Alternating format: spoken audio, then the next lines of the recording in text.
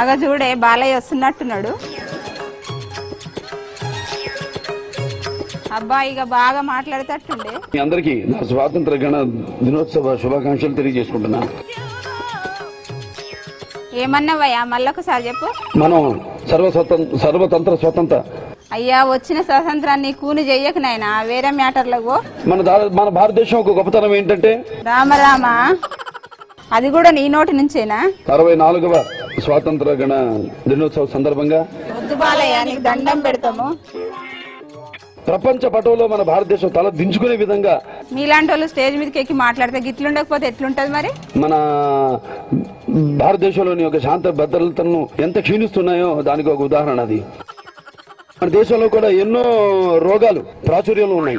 అందులోకెళ్ళి ఒక్క రోగం ఎట్లుంటుందో చూపి. నిజమే, ఇది కూడా ఒక రోగం అని నిన్ను చూసినాక తెలిసింది. మన గురించే కాకుండా మన పక్క వాళ్ళ గురించి కూడా ఆలోచించవలసిన అవసరం ఎంతో ఉంది. ఇంకెవరికి ఇటువంటి రోగం? అమెరికా